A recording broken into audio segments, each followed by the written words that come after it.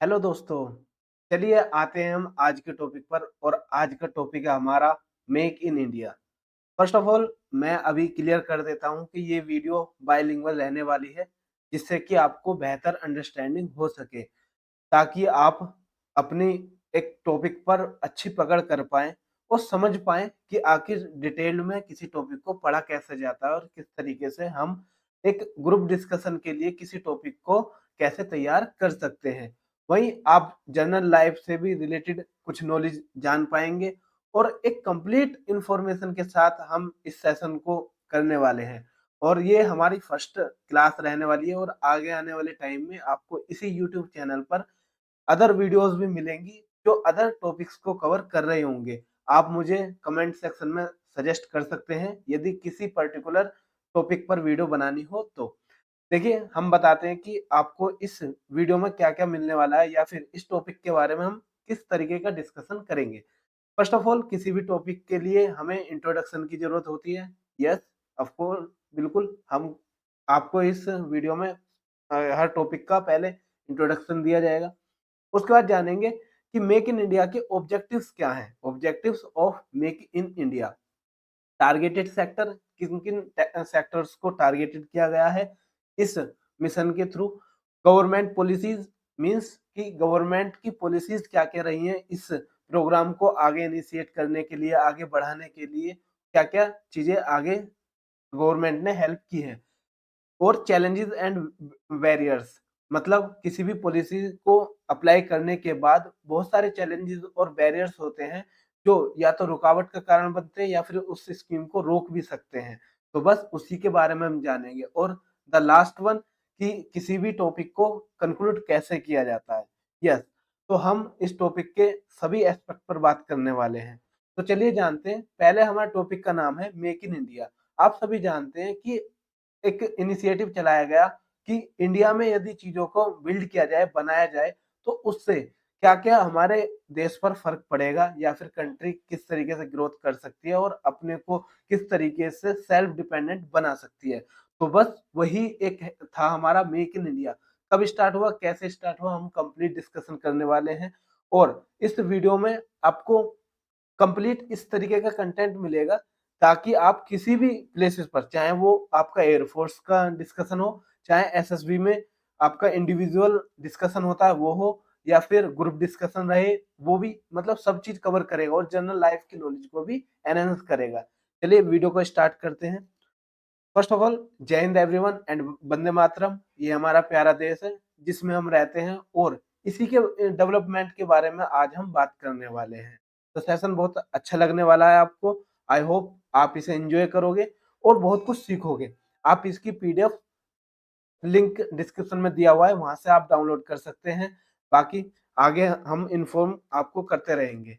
चलिए, first of all हम जानते हैं introduction.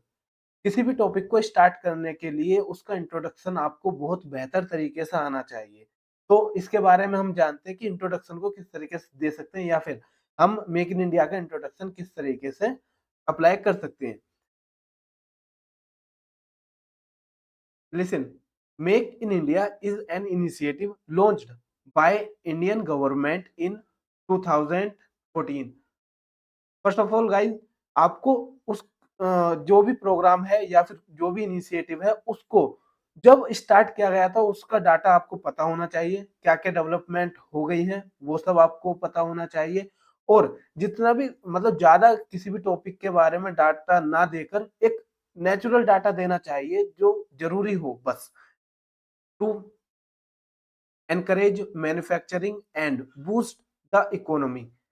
It its aims to transform India into a global manufacturing hub, attract foreign direct investment (FDI), create jobs and boost economic growth. And the friend, देखिए सुनिए, इस introduction में हमने किस किस के बारे में डिस्कशन किया वो देखिए। फर्स्ट ऑफ ऑल कि ये जो भी प्रोग्राम है वो कब स्टार्ट हुआ एंड द एम क्या था मेक इन इंडिया को स्टार्ट करने का, to transform India into a global manufacturing hub. मतलब पूरे ग्लोबल में, पूरी दुनिया में एक मैन्युफैक्चरिंग हब बनाने के लिए ये प्रोग्राम स्टार्ट किया है। Foreign direct investment, foreign direct investment वो इन्वेस्टमेंट होती है फ्रेंड्स, जो जो विदेशी होते हैं, जिनके पास अच्छा खासा पैसा होता है, वो दूसरे देश में अपनी मैन्युफैक्चरिंग कंपनीज लगाते हैं, अदर और कुछ डेवलपमेंट करने के प्रोग्राम स्टार्ट करते हैं। वो कब करते हैं? जब आप उनके लिए कुछ ऑफर्स देते हैं या फिर आप उन्हें अट्रैक्ट करते हैं, तो उस चीज के लिए ये प्रोग्राम स्टार्ट किया गया था, टू क्रिएट जॉब। आप सभी जानते हैं कि सभी को गवर्नमेंट जॉब नहीं दी जा सकती।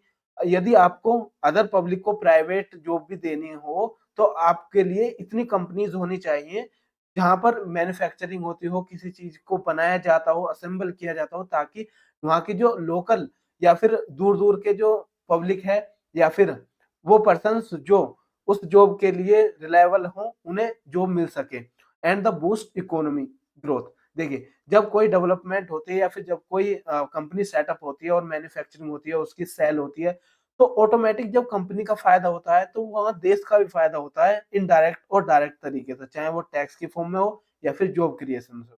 तो आई होप आपको इसका इंट्रोडक्शन समझ में आ गया होगा कि मेक इन इंडिया क्यों स्टार्ट किया, कब स्टार्ट किया और क्या-क्या हमारे पर्पस थे। चलिए गाइस, नेक्स्ट चलते हैं हम। नेक्स्ट है हमारा objectives of make in India. देखिए, मेक इन इंडिया के ऑब्जेक्टिव्स क्या थे? अब इंट्रोडक्शन में हमने सिर्फ थोड़ी-थोड़ी चीज़ों को स्टार्ट किया और अब हम उनको डिटेल में डिस्कशन करेंगे एंड आई होप आप इस बात को समझ पाएँगे कि मैं यहाँ पर आपको सिर्फ हिंट दूँगा। मतलब आपको एक हिंट दी जाएगी, एक इशारा दिया जाएगा ताकि आप ये समझ पाएँ, अच्छा इसमें ये वाला पॉइंट भी हो सकता है and we will discuss point, all the possible point related to that topic, ताकि आप क्या करें कि उस टॉपिक के और उस पॉइंट से रिलेटेड और चीज़ों को भी इंक्लूड कर सकें। तो इस पीडीएफ पर ही आपको रिलायबल नहीं रहना है, इसके बाद आपको अपने नोट्स बनाने हैं, उसमें आप अपनी नॉलेज से या फिर आस-पास की चीज़ों को देखकर क्या चीज़ें ऐड कर सकते हैं, वो ज़रूर कीजिएगा यदि आपको अपना टॉपिक बहुत ज़्यादा अच्छा करना है तो। तो चलिए देखते हैं बूस्ट मैन्युफैक्चरिंग। अब हम जानते हैं कि मैन्युफैक्चरिंग को किस तरीके से बूस्ट किया जा सकता है या फिर मेक इन इंडिया किस तरीके से हेल्प करेगा मैन्युफैक्चरिंग को बूस्ट करने में। तो to promote indigenous manufacturing in sectors such as automobiles, textile, electronics and defence. देखिए, जब हम मैन्युफैक्चरिंग को बूस्ट करेंगे तो उसमें क्या होता है, ऑटोमोबाइल्स हो, टेक्सटाइल, इलेक्ट्रॉनिक्स या फिर डिफेंस, सबकी हमें मैन्युफैक्चरिंग बढ़ानी होगी और मैन्युफैक्चरिंग बढ़ने से क्या होगा कि जो डेवलपमेंट है वो ऑटोमेटिक ही इंक्रीज होती चली जाएगी। नेक्स्ट है हमारा job creation. Job creation generate millions of jobs specially for the youth. आप सभी जानते हैं कि हम इंडिया एज ए यूथ सबसे ज़्यादा पब्लिक कैरी करता है, सबसे ज़्यादा यूथ हमारे इंडिया में ही है। तो उसको जॉब कैसे दी जाए या फिर कैसे मिलियंस जॉब क्रिएट की जाए, उसके लिए भी ये मेक इन इंडिया हमारा टारगेट रखता है। नेक्स्ट है हमारा foreign investment. Foreign investment attract foreign companies to set up production units in India. देखिए, जो भी बड़ी-बड़ी कंपनीज होती हैं इंटरनेशनल, वो क्या करती हैं कि हर कंट्री में कुछ प्लेसेस देखती हैं, वहाँ पर अपने प्रोडक्शन की एक यूनिट एस्टेब्लिश कर देती हैं, चाहे वो बड़ी-बड़ी कार कंपनीज हों, वो मोबाइल फ़ोन कंपनीज हों, वो क्या करती हैं कि असेंबल कर सकती हैं, वहाँ प्रोड्यूस कर सकती हैं, बना सकती हैं और वहीं सेल भी कर देती हैं। तो उसको अट्रैक्ट करने के लिए ये प्रोग्राम ये इनिशिएटिव चलाया गया मेक इन इंडिया, ताकि इसमें बूस्ट मिल सके और जो अदर फॉरेन कंट्रीज हैं, फॉरेन कंपनीज हैं, वो हमारे देश में आकर अपना जो प्रोडक्शन यूनिट है उसे स्टेब्लिश करें, उसे बनाएं और यहाँ पर जॉब क्रिएट करें। नेक्स्ट हमारा is to doing business, means कि बिजनेस को करने के लिए थोड़ा आसान बनाना, improve the business environment and regularly framework, means कि जो हमारा इंफ्रास्ट्रक्चर है उसको इस तरीके से बिल्ड करना या फिर बनाना, एक एनवायरनमेंट क्रिएट कर देना कि बिजनेस पर्पस भी हमारे जो इंडिया है उसमें अच्छे खासे फील्ड रखते हैं। ठीक है, आई होप आपको ये चारों पॉइंट क्लियर हुए होंगे। नेक्स्ट चलते हैं हम। नेक्स्ट है हमारा टारगेटेड सेक्टर। तो टारगेटेड सेक्टर के बारे में जानते हैं कि ये मेक इन इंडिया किस किस सेक्टर को टारगेट करेगा या फिर मेनली इफेक्ट करता है। देखिए, आज जब स्टार्ट हुआ था 2014 था और आज है 2024, तो 10 साल हो चुके हैं और इसने क्या-क्या डेवलपमेंट करी है या फिर क्या-क्या इसके फायदे हुए हैं वो भी हम देखेंगे। तो देखिए ऑटोमोबाइल टारगेटेड हमारा सेक्टर था पहला ऑटोमोबाइल्स। ऑटोमोबाइल्स में क्या India aims to become a global hub for auto manufacturing in electric vehicles. जैसा आप सभी को पता होगा कि इंडिया खुद इलेक्ट्रिक व्हीकल्स या फिर इलेक्ट्रिक एनर्जी को एक ग्लोबल पर एडवर्टाइज कर रहा है, प्रमोट कर रहा है, तो उसके लिए ऑटोमोबाइल में भी एक अच्छा खासा एडवांटेज मिल सकता है इंडिया को। तो उसमें भी बहुत सारी अपॉर्चुनिटी खोली गई ताकि एक ऑटोमोबाइल में मैन्युफैक्चरिंग की जाए, इलेक्ट्रिक व्हीकल्स बनाए जाएँ ताकि वो फॉरेन कंट्रीज में भी सेल हो सके। नेक्स्ट है हमारा, देखिए हम सिर्फ पॉइंटों को डिस्कस कर रहे हैं बच्चों। एंड गाइस यदि आप और इसमें डिटेल ऐड करना चाहते हैं तो आराम से अपने एक नोटबुक लीजिए जिसमें आप इन्हें लिख सकते हैं, नोट कर सकते हैं और ऐड कर सकते हैं। बस आप इसे ध्यान से सुनते रहिए तो तब भी आपको एक विजुअलाइजेशन हो जाएगा अच्छा कि क्या-क्या इफेक्ट आते हैं किसी भी एक प्रोग्राम के। नेक्स्ट है हमारा topic aerospace and defence. Aerospace and defence के बारे में जानते हैं कि focus on domestic production in defence manufacturing and reduce imports. बिल्कुल, आप सभी जानते होंगे कि इंडिया ग्लोबली बहुत ज्यादा डिफेंस के और एरोस्पेस के जो पार्ट्स हैं और इंपोर्ट करता है, तो उसको रिड्यूस करने के लिए फोकस करता है कि यहाँ पर हम डोमेस्टिक मतलब घरेलू चीजों से ही प्रोडक्शन करें ताकि जो डिफेंस है हमारा अदर चीजों पर डिपेंड ना रह सके, वो हमारी इंडिया में ही प्रोड्यूस किए जा सके। ठीक है। नेक्स्ट है हमारा textile, production of traditional craft and modern manufacturing and boost export. एक्सपोर्टों को टेक्सटाइल के मैटर में हम एक्सपोर्ट को इंक्रीज कर सकें ताकि जो हमारी फॉरेन करेंसीज है वो भी हमारे देश में आ सके और जिससे हमारी जो इकोनॉमी है वो भी ग्रोथ कर सके। नेक्स्ट हमारा IT and electronics, promote local production of electronics to reduce imports and enhance technology capabilities। आप सभी जानते होंगे हमारे प्राइम मिनिस्टर मोदी जी ने एक स्लोगन दिया था वोकल फॉर लोकल। मींस उसका भी एक इफेक्ट था कि हम लोकल जो चीजें बनती हैं या फिर प्रोड्यूस होती हैं उसे हम प्रमोट करें, बढ़ाएं ताकि एक ग्लोबल मार्केट में उसको जगह मिल सके जिससे कि एक जॉब क्रिएशन हो और अपने आप ही हमारी इकोनॉमी में ग्रोथ हो सके। तो यही कहा गया है आईटी कंपनी में क्या कि लोकल प्रोडक्शन को तो इलेक्ट्रॉनिक में रिड्यूस इंपोर्ट जो हो रहा है मतलब बाहर से जो चीजें आ रही है उन्हें तो रिड्यूस करना है और एनहेंस करना है कि टेक्नोलॉजिकल कैपेबिलिटीज। आप सभी जानते होंगे हमारे इंडिया में टेक्नोलॉजिकल कैपेबिलिटीज बहुत ज्यादा है और बस उसे प्रमोट करने की बात, एनहेंस करने की बात है, तो ये टॉपिक उसको भी कवर करता है। नेक्स्ट चलते हैं। नेक्स्ट है हमारा गवर्नमेंट पॉलिसीज। गवर्नमेंट पॉलिसीज में जानते हैं कि गवर्नमेंट ने अपनी तरफ से क्या-क्या इनिशिएटिव स्टार्ट किए थे इस खुद एक प्रोग्राम को प्रमोट करने के लिए। क्योंकि देखिए आप सभी जानते हैं कि एक बड़े प्रोग्राम को बूस्ट करने के लिए छोटे-छोटे प्रोग्राम इंट्रोड्यूस किए जाते हैं ताकि उसको एक अच्छे तरीके से इम्प्लीमेंट किया जा सके और उसका इफेक्ट ऑल ओवर कंट्री में देखा जा सके। तो हम देख पा रहे हैं कि एफडीआई रिफॉर्म्स। अब एफडीआई रिफॉर्म के बारे में जानेंगे। एफडीआई रिफॉर्म क्या है? Relaxation of foreign direct investment norms to attract global companies. मैं इसके अच्छे तरीके से समझाता हूँ आप सभी को कि क्या होता था जब बाहर की कंपनी आती है किसी देश में तो वहां पर लैंड परचेज करती है, वहां पर जो लेबर होती है उसको सेटअप करती है, वहां के वर्कर्स को देखती है।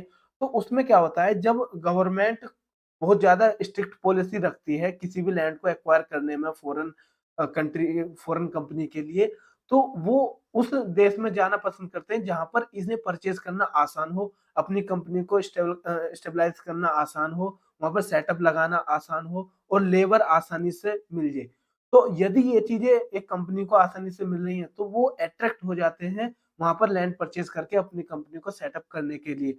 बट जहां पर ये थोड़ा हार्ड होता है, टैक्स ज्यादा लगता है, तो वो अट्रैक्ट नहीं हो पाते, वो उस कंट्री से दूसरी कंट्री में चले जाते हैं। तो बस इसी चीज को गवर्नमेंट ने थोड़ा सा पॉलिसी स्टार्ट की कि एफडीआई रिफॉर्म्स लाए कि रिलैक्सेशन देना फॉरेन डायरेक्ट इन्वेस्टमेंट में, जो भी पॉलिसीज है उन्हें स्पीड अप करना है कि एक लैंड एक्वायर करने में ज्यादा देरी ना हो, जल्दी से जल्दी लैंड एक्वायर होकर उसका सेटअप लगे, कंपनी बने, वर्कर आए और प्रोडक्शन स्टार्ट हो। नेक्स्ट है हमारा स्किल इंडिया मिशन। देखिए, जब एक कंपनी आएगी वो सारे वर्कर्स तो दूसरी कंट्री से लेकर नहीं आती, क्योंकि उसके लिए खर्चा बढ़ेगा, उसके लिए एक्सपेंडिचर बढ़ेंगे जो एक कंपनी नहीं चाहती।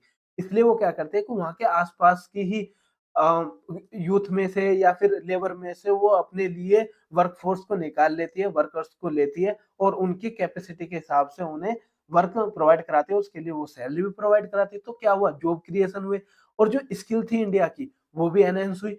तो अब कोई भी कंपनी किस तरीके से किसी वर्कर को लेगी, जब उसमें स्किल होगी, चाहे वो किसी को मैन्युफैक्चर करने में, बनाने में हो, आईटी सेक्टर में हो, चाहे वो कंप्यूटर चलाने में हो, तो ये सब क्या है हमारा स्किल इंडिया मिशन के लिए।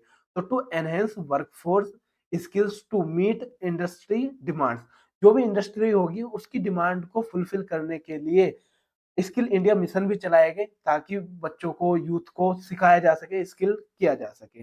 नेक्स्ट है हमारा इंफ्रास्ट्रक्चर डेवलपमेंट। इंफ्रास्ट्रक्चर डेवलपमेंट में क्या आएगा, investment in transportation, logistics and industrial corridors to support manufacturing growth. देखिए, जो यदि आप सपोज कीजिए कि हमारी इंडियन कोस्ट है, अब यहाँ से यूपी में किसी कंपनी को सेटअप किया गया है, बट विदेश से यहाँ पर पोर्टों पर कोई भी सामान आ रहा है, यदि यहाँ से इस कंपनी तक पहुंचने में ही प्रॉब्लम होगी, चाहे वो रोड के थ्रू हो, चाहे हमारा एरोप्लेन के थ्रू हो, तो यदि उसमें हिंड्रेंस आएगी तो एक प्रोडक्शन लेट होगा तो कंपनी का खर्चा भी बढ़ेगा और खर्चा बढ़ने से कंपनी ज्यादा अपना बेनिफिट नहीं कर पाएगी, जिससे वो अनसेटिस्फाइड रहेगी। तो इसको प्रमोट करने के लिए इंफ्रास्ट्रक्चर को बिल्ड किया गया। आप देख पा रहे होंगे कि कितने सारे हाईवेज बनाए गए, कॉरिडोर बनाए गए, स्पेशल ट्रेन चलाई गई और जो हमारी अदर ट्रेन्स होती हैं जो सिर्फ हमारे माल, जिसे हम मालगाड़ी कहते हैं, उसे उन्हें अदर लेवल पे प्रमोट किया गया और स्पीड, मतलब ट्रेन की भी स्पीड इंक्रीज की गई ताकि वो आसानी से इंडिया के अदर कॉर्नर में, अदर प्लेसेस पर आसानी से पहुंच सके। तो इस तरीके से हम कह सकते हैं कि इंफ्रास्ट्रक्चर पर भी जोर दिया गया, ताकि हम किसी भी कंपनी को या फिर हमें कुछ भी चीज एक्सपोर्ट करनी हो वो आसानी से की जा सके। ठीक है, चलिए नेक्स्ट चलते हैं। नेक्स्ट है हमारा चैलेंजेस एंड बैरियर्स। अब चैलेंजेस एंड बैरियर्स क्या रहे होंगे वो जानते हैं। Regulatory hurdles. रेगुलेटरी हर्डल्स क्या थे, complex regulations and compliance requirement can later investment means जो हर्डल थे रेगुलेटरी के, मतलब जो चीजें मतलब हैंडल करते थे व्यक्ति या फिर ये कह लीजिए मिनिस्टर्स या ऑफिसर्स, उनको थोड़ा स्मूथ किया गया, उनमें कोई रिफॉर्म्स किए गए ताकि आसानी से कुछ भी चीज सेटअप की जा सके, उनमें देरी ना हो। नेक्स्ट हमारा स्किल मिसमैच, मतलब कोई भी ऐसी चीज ना हो, मतलब स्किल मिसमैच भी एक हमारा हर्डल आया। क्या स्किल मिसमैच कह सकते हैं कि there is often a gap between available skills and those required by the industry. अब देखिए, एक इंडस्ट्री चाह रही है कि हमें कंप्यूटर साइंस का कंप्यूटर साइंस से एक इंजीनियर, बेहतर इंजीनियर की एक टीम चाहिए 20, लेकिन यहाँ पर अवेलेबल है सिर्फ 5। तो अब 15 की एक डिमांड आने लगी, जो मिसमैच है। किस मिसमैच है कि डिमांड तो है 20 सीएस की, मतलब कंप्यूटर साइंस इंजीनियर की, लेकिन सिर्फ अवेलेबल है 5। तो इसमें भी कुछ हर्डल थी जो कि वक्त लगेगा, धीरे धीरे ही चीजों को आगे बढ़ाया जाएगा। नेक्स्ट है हमारा ग्लोबल कंपटीशन। आप सभी जानते हैं कि ग्लोबल कंपटीशन बहुत ज्यादा होता है कंपनियों में, कि कौन कहाँ पर कैसे हमारा, मतलब अदर कंट्रीज भी इस चीज को प्रोग्राम करती हैं कि ताकि फॉरेन डायरेक्ट इन्वेस्टमेंट उनके देश में आ जाए, या कोई भी कंपनी है पहले हमारी कंट्री को सेलेक्ट करे कि आइए हम आपके लिए टैक्स फ्री करते हैं, आप लैंड एक्वायर कर सकते हैं, 5 दिन में ही चीजें हो सकती हैं, 10 दिन में आपका पेपर वर्क हो जाएगा और आसानी से यहाँ पर वर्कफोर्स मिल जाएगी और कह सकते हैं कि लेस पेपर, अधिक आपको एक्स्ट्रा वर्कर्स मिल सकते हैं। तो उस तरीके की कंपटीशन भी कंट्रीज में देखा गया। तो competing with established manufacturing hub like China. आप सभी जानते हैं कि चाइना में इस बात का बहुत ज्यादा ध्यान दिया जाता है और उन्होंने मतलब बहुत सारी कंपनीज को इसी बात से अट्रैक्ट भी कर रखा है। तो ये भी एक कंपटीशन हर्डल बनकर सामने आया था, वो चैलेंजेस था। नेक्स्ट चलते हैं। नेक्स्ट हमारा सक्सेस स्टोरीज। ये सक्सेस क्या रही, आप यदि इसमें ऐड करना चाहें तो बहुत सारी ऐसी स्टोरीज थी जो सक्सेस रही होंगी या फिर सक्सेस रही हैं। बहुत ज़्यादा, मतलब इन इफेक्ट आया है। जैसे हम बात करें इलेक्ट्रॉनिक्स पर, companies like Xiaomi and Foxconn setting up manufacturing plants in India, मतलब फॉक्सकॉन हो या फिर Xiaomi हो, ऐसी कंपनीज ने सेटअप किए, प्लांट सेटअप किए इंडिया में।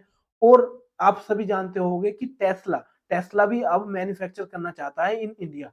और फोर्ड हो, मतलब अदर ये कितनी भी इलेक्ट्रॉनिक की कंपनीज हैं, सब अट्रैक्ट हो रही हैं इंडिया की तरफ, सिर्फ किसकी वजह से, इस मेक इन इंडिया की ही वजह से, क्योंकि मैन्युफैक्चरिंग बढ़ी है, चीजों को थोड़ा आसान किया गया है, इजी बनाया गया है ना। चलिए, नेक्स्ट है हमारा ऑटोमोबाइल्स। ऑटोमोबाइल इंडस्ट्री में क्या हुआ कि major global automakers stabilizing production facilities in India like Tata Motors and Mahindra boosting export। आप सभी जानते हैं कि टाटा मोटर्स हो, महिंद्रा हो, ये सब क्या है, इंडिया की ही कंपनी है, लेकिन ये एक्सपोर्ट कर पा रही हैं आप, क्योंकि जब आप इंडिया में इनफ प्रोडक्शन करोगे और वो इंडिया की डिमांड को फुलफिल करने के बाद फिर क्या होगा, एक्सपोर्ट किया जाएगा, अदर कंट्रीज में भेजा जाएगा, और वहां से क्या होगा, जो अर्निंग होगी वो इंडिया में लौट कर आएगी, जिससे इंडिया की ग्रोथ और इंडिया की इकोनॉमी को बूस्ट मिलेगा। ठीक है, चलिए नेक्स्ट चलते हैं हम, role of startups and MSMEs. आप सभी जानते हैं कि एमएसएमईज को भी सपोर्ट किया गया गवर्नमेंट की तरफ से, और स्टार्टअप्स बहुत ज्यादा प्रोग्राम भी स्टार्ट किए, ताकि लोग क्या करें कि छोटे छोटे जो बिजनेस हैं उन्हें स्टार्ट करें। देखिए, जब एक कार बनती है, आप सभी जानते हैं, तो एक कंपनी पूरी कंप्लीट कार को मैन्युफैक्चर नहीं कर सकती।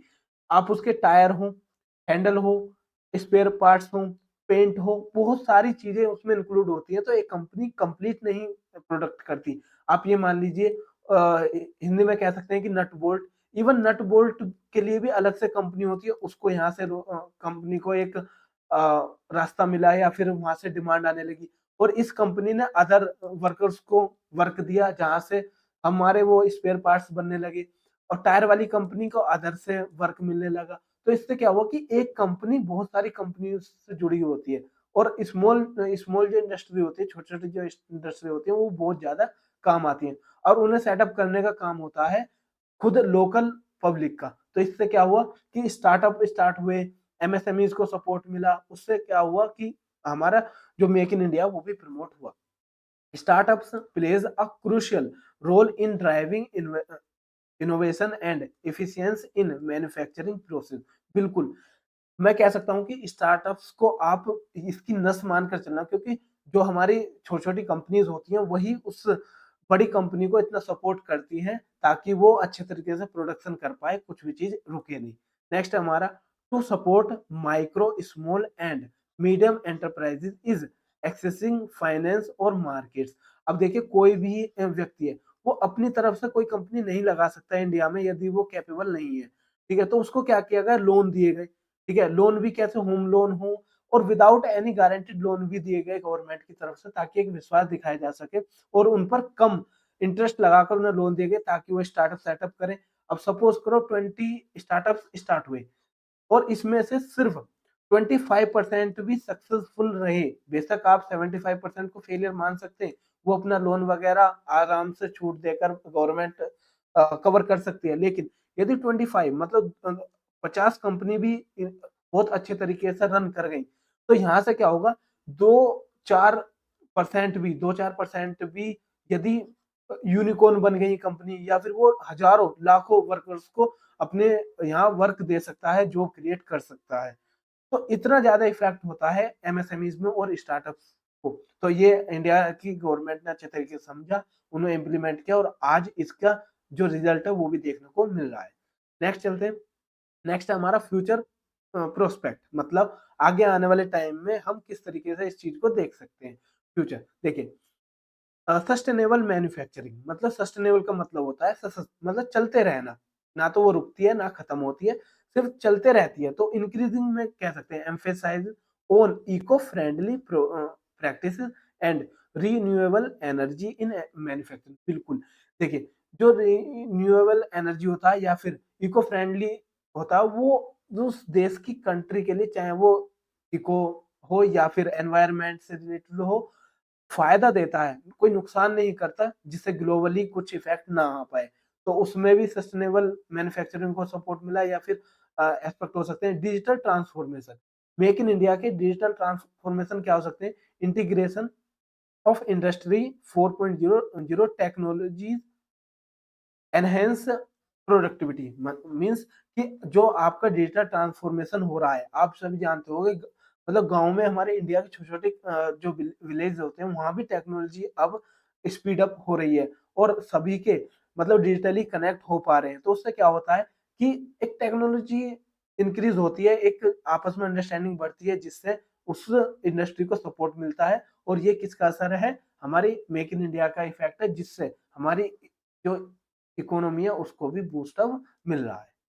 नेक्स्ट चलते हैं, कंक्लूजन करते हैं इस टॉपिक का कि कंक्लूड हम क्या कह सकते हैं और क्या रहा हमारा लास्ट रिजल्ट। देखिए, make in India represent a significant opportunities for India to enhance its manufacturing capabilities, aiming to build a self-reliant economy. With continued efforts, India can realize its vision of becoming a global manufacturing powerhouse।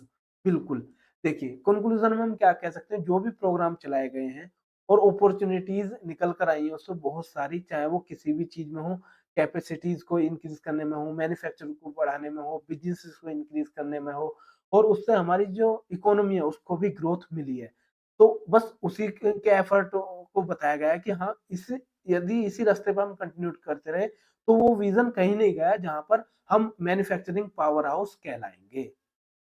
I hope आपको इस topic की understanding हुई होगी, एक आपके mind में एक image create हुई होगी कि एक टॉपिक किस तरीके से इफेक्ट कर सकता है, या फिर मेक इन इंडिया का हमारे प्रेजेंट जो कंडीशन है उस पर क्या इफेक्ट रहा है।